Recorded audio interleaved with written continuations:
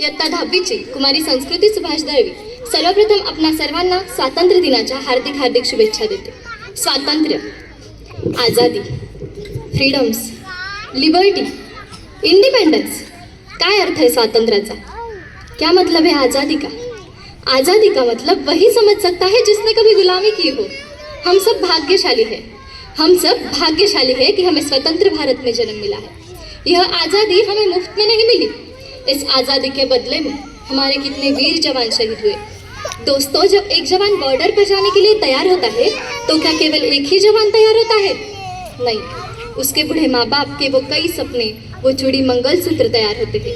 और जब कभी आतंकवादी हमलों में वो जवान शहीद हो जाता है तो पता है क्या होता है?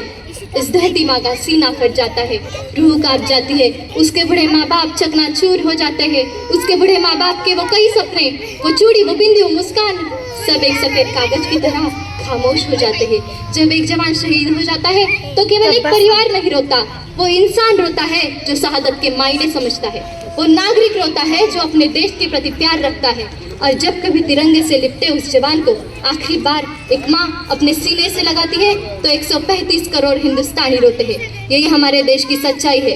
उसके बाद 62, 65 और 71 के युद्धों में अपना सुहाग गवा देने वाली औरत ये कहती थी कि प्यार भी भरपूर गया, मांग का सिंदूर गया. प्यार भी भरपूर गया, मांग का सिंदूर गया.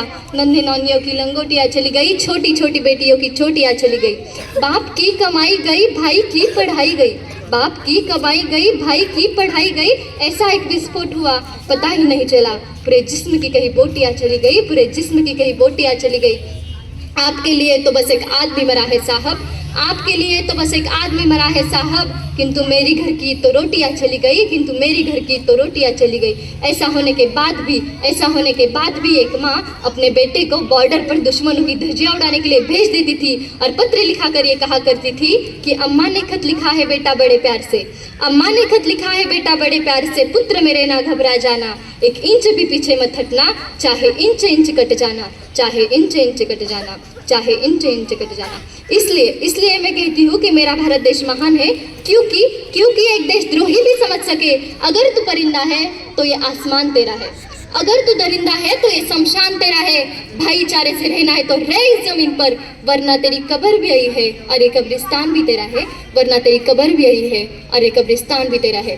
हम ना एक ऐसे समाज में जीते हैं जहाँ पत्थर की मूरत को लगते हैं 56 भोग, जहाँ पत्थर की मूरत को लगते हैं 56 भोग, और जहाँ भूखे नंगे तड़पते सो जाते हैं लोग, और जहाँ भूखे नंगे तड़पते सो जाते हैं लोग. मजदूर को मजदूर समझिए, मजबूर नहीं. गरीब को काम दीजिए, दान नहीं. और अगर दान देने की इच्छुक है तो जीते जी रक्त दान दीजिए और मरने के बाद अंत दान देकर किसी मरते हुए को जीवन दान दीजिए. यही सच्ची देशभक्ति और यही सच्चा राष्ट्र प्रेम है. इसलिए मैं कहती हूँ, सारे जहां से अच्छा हिंदुस्तान हमारा हमारा, सारे जहां से अच्छा.